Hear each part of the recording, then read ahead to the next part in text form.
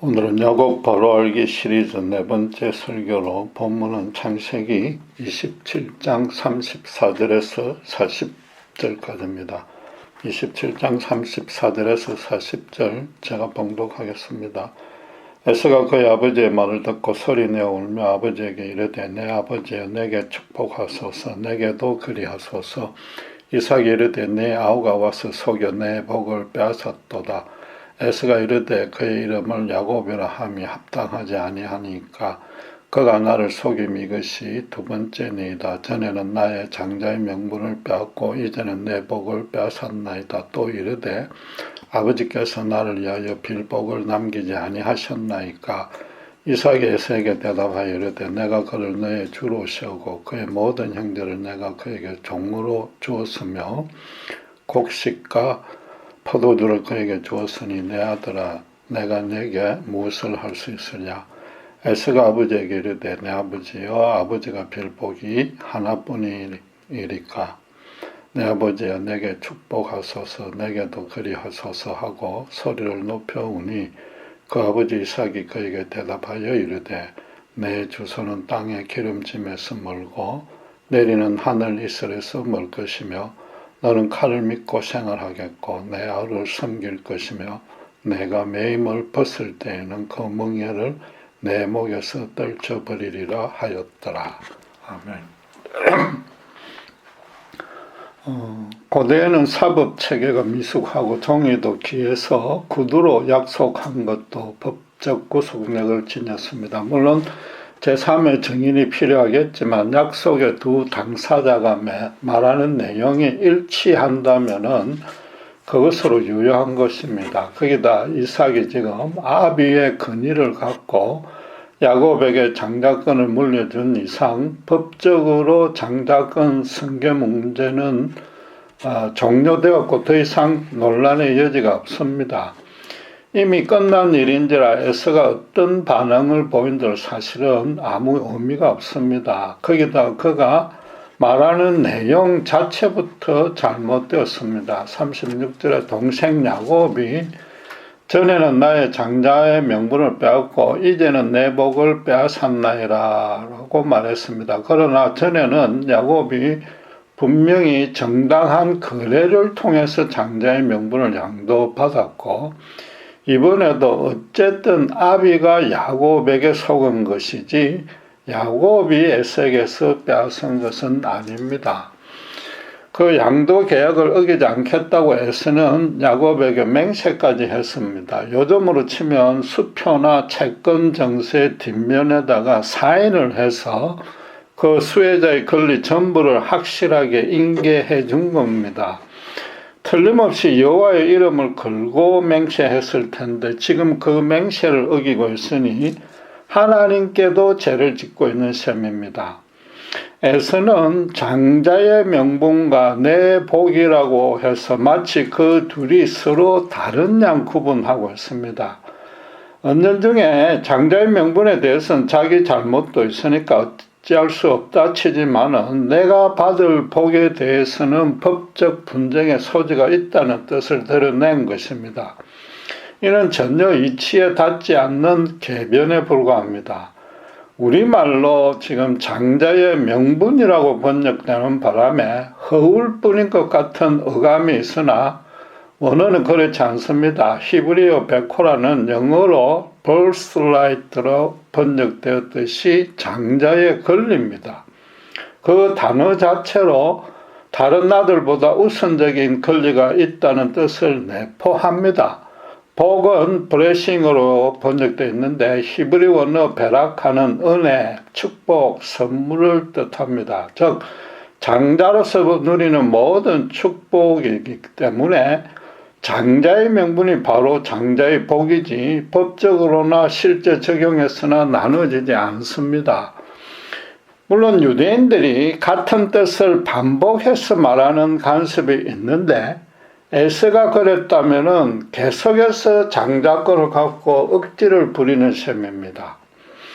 상식적으로 따져도 둘이 맹세할 때 약속을 준수하겠다는 기본적인 것 말고 세 가지 조항을 추가했을 것입니다. 첫째, 아비 이삭에게 이 계약을 끝까지 비밀로 할 것이며, 둘째, 야곱이 어떤 식으로든 아비의 동의를 얻어내어도 결코 문제 삼지 않을 것이며, 셋째는 이 중 하나라도 어기면 야곱에게 그에 상응하는 보상을 하겠다고 다짐했을 것입니다. 그렇게 하지 않을 리가 없는 거죠.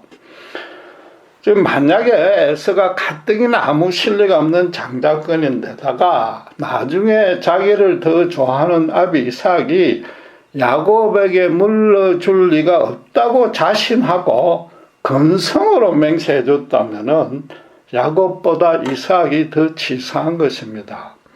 성경에 분명한 언급은 없어도 살펴본 대로 결혼 후라면은 야곱보다 아내를 먼저 찾았을 텐데 야곱에게 죽을 달라고 했으니까 결혼 전의 일이라고 보는 것이 타당합니다.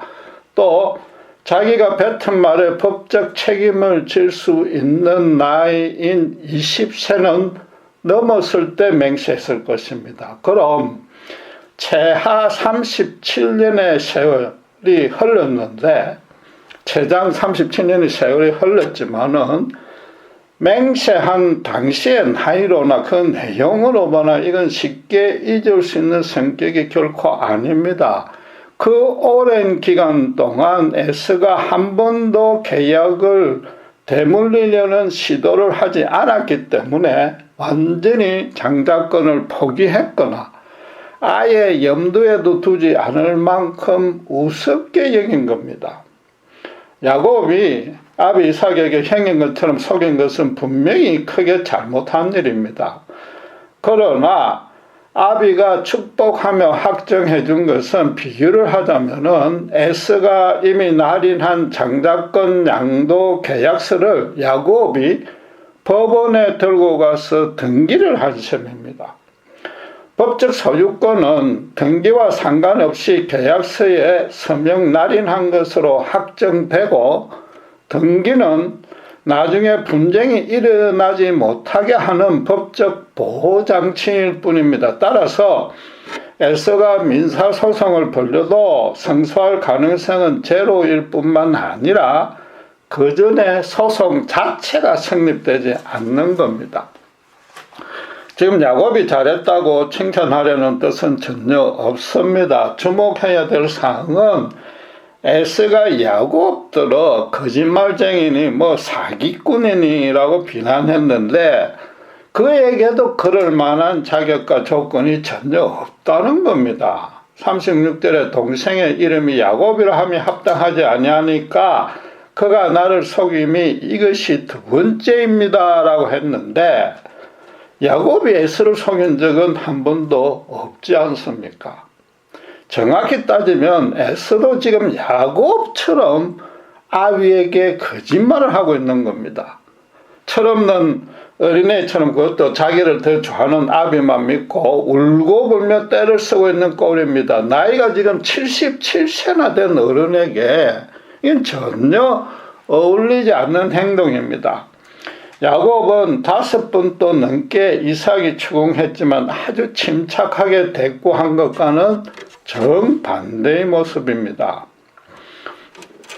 에서는 맹세를 하긴 했지만 늦게라도 자기를 더 사랑하는 아버지를 정말로 사랑한다면 모든 사정을 정직하게 털어놓아야 되는데 그렇지 아니했습니다. 대신에 야곱에게 억울하게 빼앗겼다고 자기도 아버지를 속이고 있으면서도 일방적으로 당한 억울한 피해자인 양 사기를 치고 있는 겁니다.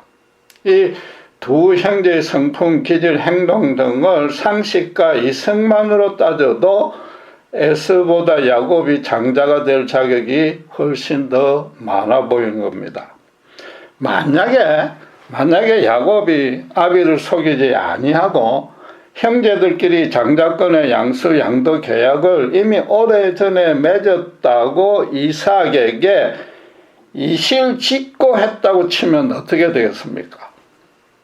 상둥이 아들을 불러놓고 아비의 건의를 무시한 잘못에 대해서 분명히 야단쳤을 것입니다. 그러나 우리가 그러는 것처럼 아비로서 에서에게 장남이면서도 장자권을 우습게 알았으니까 동생에게 그렇게 당해도 사다고 더 꾸중했을 것입니다.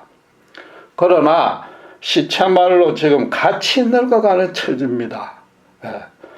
그 자식들의 인격과 자존심을 다치지 않게 해줘야 되고, 장자권 성계 문제는 이미 자기 손을 완전히 떠났기 때문에 새삼 거론할 필요도 없는 것입니다. 그리고 비록 지금 야곱에게 속아 넘어갔지만은 이전에 형제들끼리 양도 계획을 했다는 것을 알게 되면은, 이거 어차피 장자권은 야곱이 갖는 것이 하나님의 뜻인가 보다 새삼 확인했을 겁니다. 결국은 하나님 당신께서 예언한 대로 일이 진행되어 가고 있다고 판단했을 것입니다. 어쨌든 야곱이 아비를 속임으로써 결과적으로는 에서가 하나님 앞에 맹세한 것을 어기지 않게 만들어준 셈입니다. 거기다 스스로 의도했든 안 했든 간에 야곱은 형과 아버지의 관계도 변함없이 유지되게끔 해준 겁니다.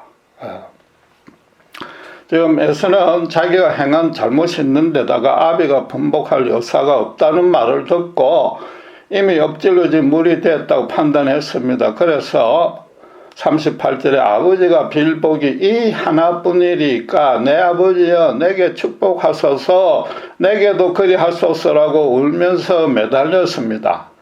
비록 장자권이 동생에게 넘어갔어도 자동적으로 그것의 반은 자기에게 책정되므로 구태여 다시 말로 확인할 필요가 없습니다.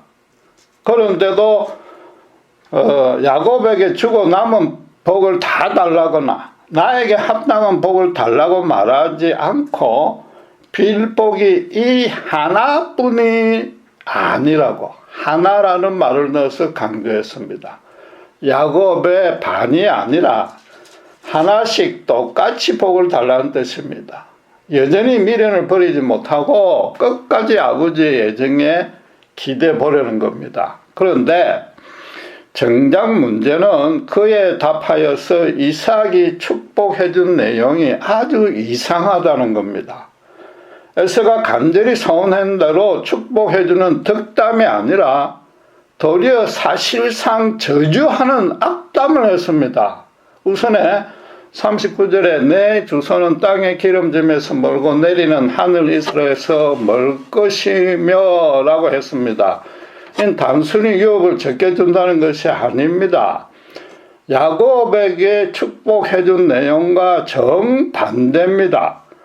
야곱에게는 28절에 보시면은 하나님은 하늘의 이슬과 땅의 기름짐이며 풍성한 곡식과 포도주를 내게 주시기를 원하노라고 했습니다.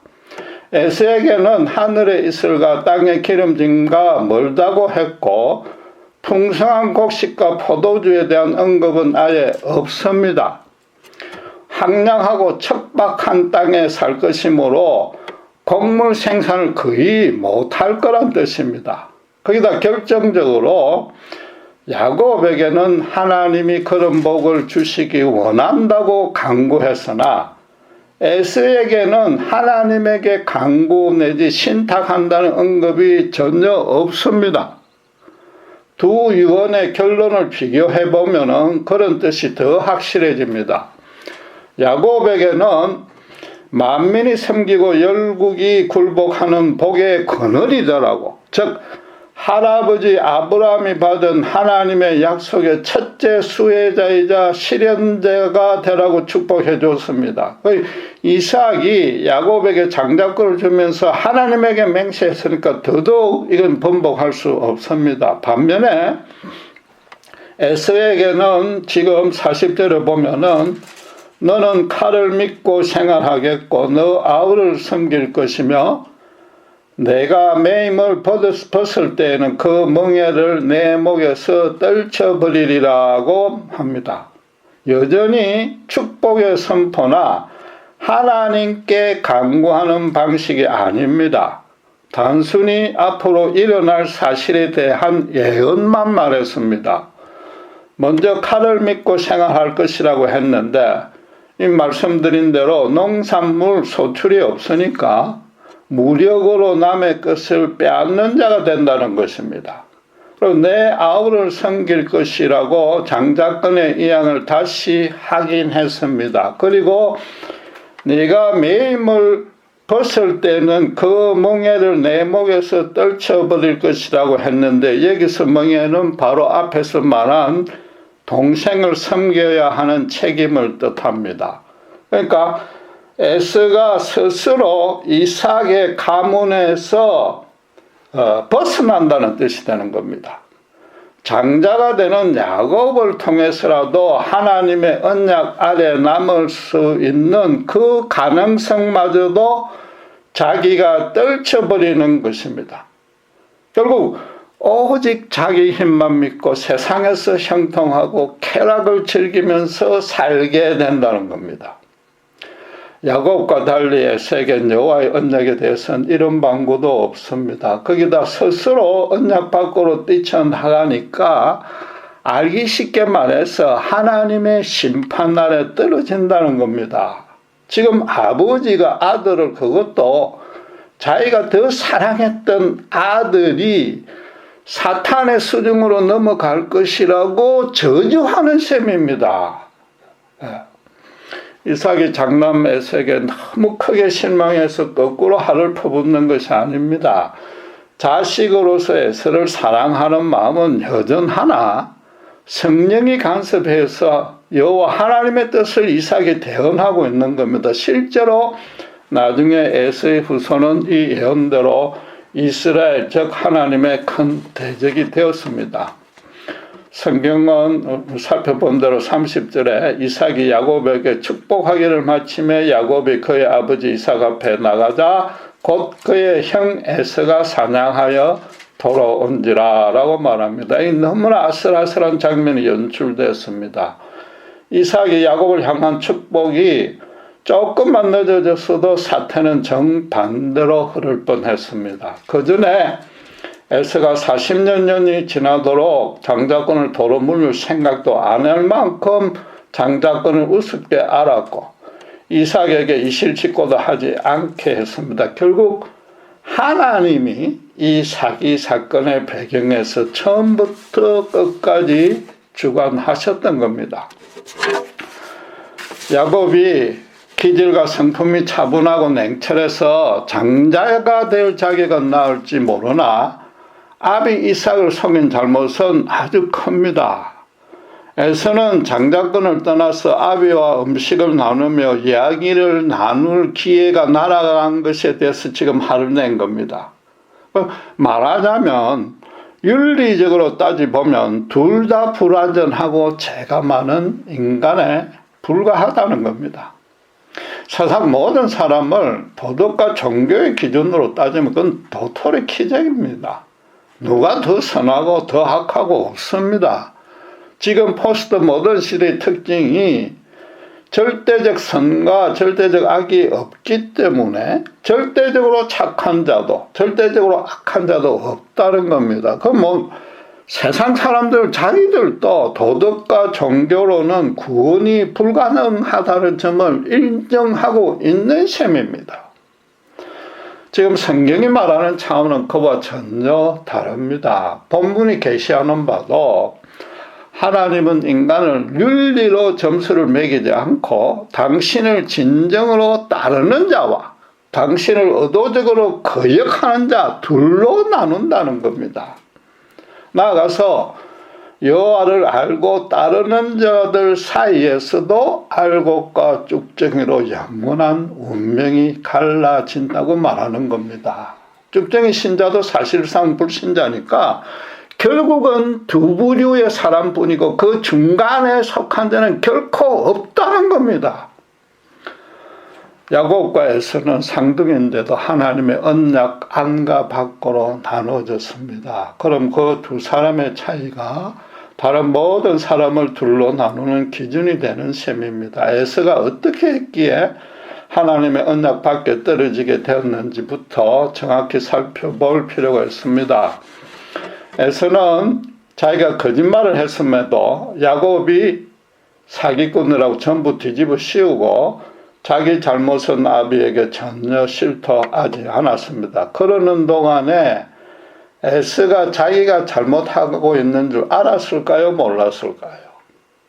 전혀 몰랐을 겁니다. 오히려 자기는 아주 정당하고 옳은 일을 하고 있다고 여겼을 겁니다. 야곱을 반드시 아버지에게 벌을 받게 하거나 이 유언을 뒤집어야만 일이 바르게 된다고 생각했을 겁니다. 자기도 거짓말을 하고 있다고는 전혀 깨닫지 못했을 겁니다. 거기다 에서가 행하는 모든 모습을 잘 살펴보면은 이 성격이 아주 급하기도 급하지만은 감정 조절이 거의 안 되는 것 같습니다. 이 차분하게 생각하면서 사리 분별을 하지 않고 매사에 아주 적극적입니다. 뚜렷한 주관과 중심이 없이 예부자국에 곧바로 반응합니다. 적극적이라는 것은 자기 주변에서 일어나는 일이나 환경에 따라서 생각과 감정이 큰 폭으로 오르락내리락 한다는 겁니다. 모든 행동을 결정하는 기준이 일시적이요, 표피적이요, 상대적이요, 세속적이요, 물질적입니다. 오늘날 사람들의 모습이 그러하듯이 에서는 그랬던 겁니다. 에서는 여호와의 이름을 한 번이라도 불러본 적이 없습니다. 야곱이 아비에게 거짓말했지만 어쨌든 사냥감을 여호와가 순적하게 만나게 해줬다고 자연스럽게 둘러대는 모습과 전혀 다릅니다. 에서의 몸은 이삭 가문 즉 하나님 안에 있으나 그 정신은 가나안족 속의 세속적인 간섭 즉 하나님 밖에서 지금 떠돌아다니고 있는 겁니다. 세상 모든 사람들도 사실은 하나님을 찾아서 구원을 얻으려고 시도합니다. 그들의 도덕성과 종교성이 결코 얄쌍한 것도 아니요. 사실은 더 큰 열성으로 진리를 발견해서 따르려고 노력하는 자들도 많습니다. 그러나 그들에게 결정적인 오류가 되는 딱 한 가지 부족한 점이 있습니다. 그게 뭐냐 하면은 인생과 세상의 모든 문제는 자기 밖에서 생긴다고 여기는 겁니다. 모든 잘못의 원인이 예부에 있으며 그것을 자신이 스스로 노력하여 고칠 수 있다고 생각합니다. 세상과 사람이 나쁜 데다가 여러 가지 환경 요인이 작용해서 인간의 모든 문제가 생긴다는 겁니다. 그래서 그 예부를 인간이 스스하게 바꾸면 인간의 모든 문제도 해결할 수 있고 유토피아를 건설할 수 있다고 믿는 겁니다. 지금 에서가 바로 그런 모습입니다. 동생 야곱이 잘못했고 아비 이삭도 잘못했다는 겁니다. 자신의 잘못은 전혀 돌아보지 않습니다. 그의 말과 행동은 오직 예부의 요인에 의해서만 결정되고 시행되고 있습니다. 당장의 아비로부터 현실적으로 만족할 만한 유산 상속을 받지 못한 일에만 분노하고 있습니다. 그래서 그 분노가 친동생을 죽이려는 데까지 주체할 수 없을 정도로 뻗쳤습니다. 가인이 아무 잘못 없는 동생 아벨을 하나님이 자기 제사를 축복하지 않는다고 죽인 것과 동일한 죄를 지금 범하고 있는 겁니다. 기독교 신앙은 세상의 모든 종교와 정반대입니다. 인간 세상의 모든 문제와 근원은 바로 인간 자체에 있는 거지 인간 내부에 있는 것이 아니라고 선언합니다. 예수님은 마태복음 15장 11절과 18절에 입으로 들어가는 것이 사람을 더럽게 하는 것이 아니라 입에서 나오는 그것이 사람을 더럽게 하는 것이라고 선포했습니다. 인간의 본성이 완악해서 자신의 욕심과 감정과 자존심을 채우기 바쁘기에 죄악을 비롯한 모든 세상의 문제들이 생긴다는 겁니다. 이런 에서에 비해서 야곱은 정반대의 모습을 보였습니다. 야곱도 세상 안에서 살아야 되기 때문에 모든 말과 행동은 일단 내부의 여건에 합당하게 반응을 했습니다. 그러나 그것에 좌우되거나 영향받지는 않고 일관되게 한 가지 정해진 목적지를 향했습니다. 야곱의 마음속에 확고하게 형성되어 있는 자기 가치관에 따라서 말과 행동이 따라갔습니다. 바로 하나님이 심어주신 아브라함 언약의 계승자가 되겠다는 소망이며 그것이 야곱의 일생을 이끈 절대적인 소명이었습니다. 야곱은 여호와의 언약이 수백 년 뒤에나 달성된다는 사실을 알고도 그 언약에 장자로 참여하고 싶다는 목표 하나로만 살았습니다. 정확히 말하면 장자가 아니라도 그 언약에 어떻게 하든지 동참하겠다는 소원 하나뿐이었습니다. 장자권을 뺏으려는 게 아니고 77세까지 참았으니까 형에게 장자권이 넘어가면 언약이 완전히 무효가 될 것 같으니까 그런 모습으로라도 막아선 것이지 장자권 자체가 그의 1차적 목표가 아니었다는 겁니다. 물론 에서도 말과 행동에 일관성은 있었습니다. 그것도 자기 주관은 있는 겁니다. 그건 뭐냐 하면은 말씀드린 대로 예물을 풍요롭게 하면 자기 내면도 풍요롭게 될 수 있다는 가치관입니다. 자기를 기쁘게 혹은 괴롭게 만드는 모든 자원과 요소와 힘이 자기 밖에 있다고 믿기 때문입니다. 에서의 내면에는 자기만 있었고 하나님은 자기를 보조해주는 시종에 다름없습니다. 반면에 야곱은 하나님만이 자기 중심에 자리 잡고 있고 자기는 그분의 충성된 종이었던 겁니다. 인간의 모든 문제가 인간 자신이요, 인간의 내면에서 도출된다면 인간사의 문제도 결국 하나님이 주권적으로 인간의 내면에 작동해줘야만 해결된다는 뜻입니다. 실제로 그렇게 섭리해준 내가 바로 본문의 이삭입니다. 그의 이성마저도 잠시 작동하지 못하게 해서 에서가 사냥에서 돌아오기 직전에 야곱에 대한 장자권 인계 조치를 마치게 만드셨습니다. 야곱을 의심하면서도 결국 그렇게 결론을 내린 겁니다. 무엇보다도 지금 본문에서는 장남이자 사랑하는 에스에게 아비로선 해선 안 될 하나님의 저주를 선포하게 만드는 겁니다. 세상 어떤 부모가 자식에게 너는 하나님의 은혜 받게, 아니 그분의 저주 아래서 일생을 마칠 것이라고 선언할 수 있겠습니까? 자식이 아무리 큰 잘못을 범해도 최소한도 하나님께 용서를 비는 기도는 대신해 주는 게 부모입니다. 지금의 상황에서는 이삭은 에서의 거짓말을 모르고 대신에 자기가 애굽에게 속았다는 사실만 알았기 때문에 에서는 어쨌든 지금 억울한 피해자입니다. 비록 에서가 말하는 게 가장된 거짓말이라도 그 심정은 충분히 공감할 수 있습니다. 그런데도 지금 저주의 신탁을 한 것은 성령이 간섭해서 하나님의 뜻을 계시하게끔 이끌었다는 말 외에는 설명이 불가능한 겁니다. 그렇다고 하나님이 이삭을 무시하고 일방적으로 밀어붙이고 이삭은 자기 주관 하나 없이 자동적으로 기계적으로 그분에게 조종당한 것은 아닙니다. 하나님은 절대 그렇게 하시는 분이 아닙니다. 이삭도 우리가 살펴본 대로 에서의 이방 여자 두 며느리로 인해서 약 40년이나 골치를 앓고 있습니다. 이런 일이 있고 나서도 28장 9절에 에서는 영적으로 분별력이 모자라서 약속의 씨앗이 아닌 이스마엘의 딸들을 다시 후처로 얻었습니다. 그때 아비 이삭은 장자권이 뒤바뀌게 된 것은 분명히 자기 실수였지만은 틀림없이 야곱에게 그렇게라도 장자권을 물려준 것이 100번 잘한 일이라고 안도의 한숨을 쉬었을 겁니다.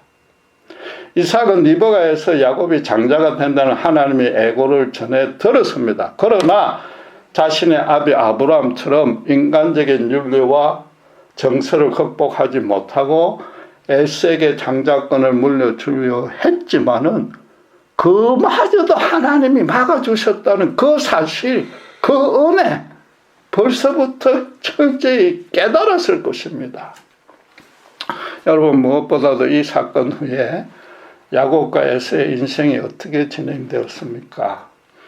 야곱은 20년이 넘게 죽도록 고생만 했고 말년에 조금 평안히 지내나 싶었는데 가장 사랑하는 아들 요셉을 잃는 큰 슬픔으로 지내게 되었습니다. 반면에 에서는 지금껏 그려봤듯이 온 가나안 땅을 누리며 사냥꾼으로서 마누라를 무려 셋이나 두며 기록된 바로는 셋입니다. 즐겁게 살았습니다.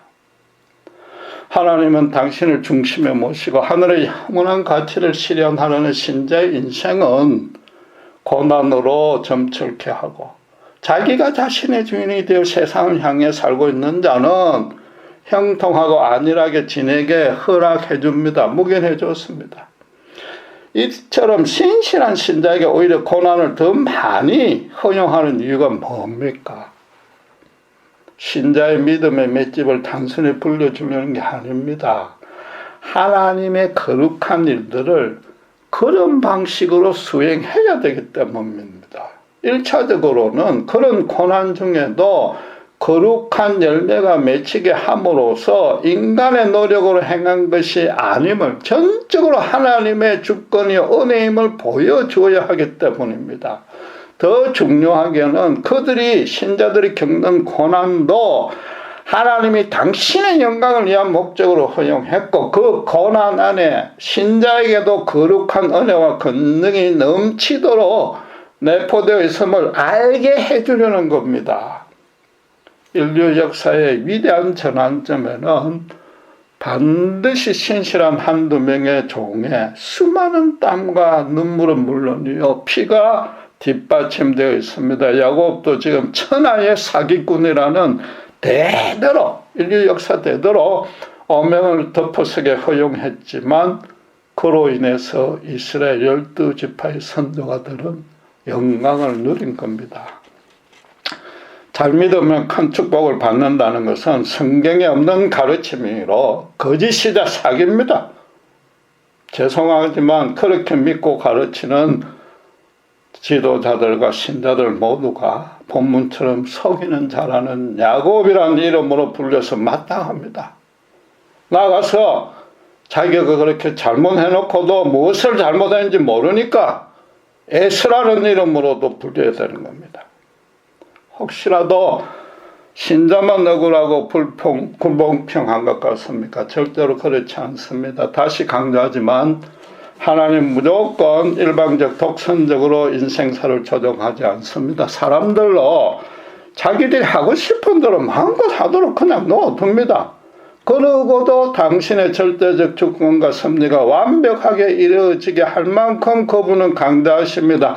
신자로 하늘의 영원한 가치를 이 땅에 실현하게끔 이끌어 주십니다. 반면에 불신자는 이 땅에서 아무리 신나고 재밌게 살아도 전부 썩어 없어질 일로 그 허망하게 죽음으로 아무것도 없는 상태로 만듭니다. 야곱은 하나님과 언약 관계를 맺는 것만이 간절한 소원이었고 실제로 그렇게 살 때에 즐겁고 활력이 넘쳐설 것입니다.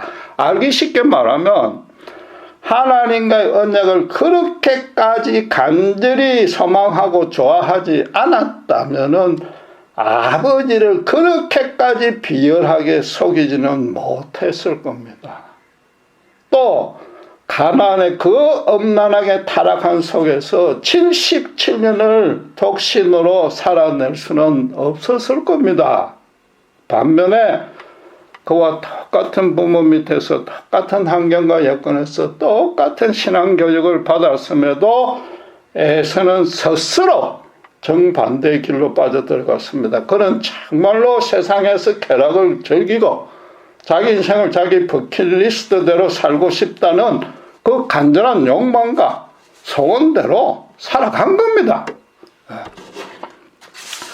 야곱과 에서의 경우에서 보듯이 신자가 오히려 더 고난을 많이 겪는다는 것이 얼마나 큰 은혜인 줄 실감할 수 있습니까? 바울처럼 자기 능력이 약해짐이 하나님의 권능이 더 크게 역사할 수 있는 엄청난 영광의 기회가 됨을 알기에 기쁨으로 그 가슴이 설렐 수 있습니까? 발 뒤꿈치를 잡고 한 몸으로 나온 쌍둥이인데도 하나님을 중심으로 모시느냐 인간을 주인으로 모시느냐에 따라서 정반대의 인생으로 나뉘었는데 리브가의 태중에서부터 하나님이 작정하신 일입니다. 그러나 그와 동시에 그보다 더 중요하게 자기들 스스로가 판단하고 결정하고 시행한 삭시입니다. 자기가 정말로 소중하다고 믿고 선택한 의미와 가치대로 그 삶이 따라간 겁니다. 이렇게 우여곡절 끝에 야곱에게 선계된 여호와의 언약은 예수 십자가의 대속 구원으로 완성되었습니다. 예수님의 구원 은혜는 우리 공로 하나 없이 하늘에서 주신 복이자 선물입니다. 그 은혜는 하나님이 주셨기 때문에 썩지 않는 영원한 가치와 의미를 지닙니다. 그래서 세상이 줄 수 없는 기쁨과 자유와 평강이 세상의 어느 것에도 방해받지 않게끔 성령님께서 우리 속에 저절로 넘치게 해줍니다. 말하자면 신자는 정말로 너무 좋고 신이 나서 예수님을 따라가는 것이며 그 삶과 인생에 실제로 기쁨으로 충만해야 된다는 뜻입니다. 야곱이 여호와의 언약이 자기 인생의 처음과 끝이 되었듯이 신자도 예수님만이 알파와 오메가가 되는 겁니다. 에서는 인간 부모에게 거짓말을 절대로 하지 않는 것, 그것도 개별 행동으로 자신의 어떤 가치로 삼는, 나쁜 건 아니지만 그것에 제한되는 불신자의 대표입니다. 반면에 야곱은 하나님에게만은 절대 거짓말하지 않는 것, 그것도 어떤 개별 행동이 아니라 자신의 일생 전체를 통해서 그런 자가 되는 것을 최고로 가치로 삼는 신자의 대표인 겁니다. 인간은 야곱형과 에서형이 두 부류로 나뉘는 겁니다. 에서가 도덕적으로 절대 열악한 것이 아닌 겁니다. 그 사이 중간은 결코 없습니다. 여러분은 에서형입니까? 야곱형입니까? 혹시라도 실제로는 에서임에도 야곱인 것처럼 흉내내고 거짓말하고는 있지 않습니까? 말하자면 잘못은 자기가 다 벌려놓고 하나님들을 원래대로 돌려달라고 떼만 서고 있지 않느냐 말이죠. 그러면서도 자기가 무엇을 잘못하고 있는지 전혀 모르고 있는 것 아닙니까? 아니면 이미 예수 그리스도 십자가 은혜 안에 들어와 야곱이 되어 있음에도 그걸 제대로 누리지 못하고 세상이 그립거나 고난만 닥치면 다시 에서로 돌아가는 건 아닌지 이 시간 되돌아봐야 될 것입니다. 기도하겠습니다. 하나님 아버지 감사합니다. 하나님은 우리를 세상 모든 사람을 세상의 윤리와 도덕의 잣대로 나누지 않고 오직 당신만을 중심에 두느냐로 나눔을 봅니다.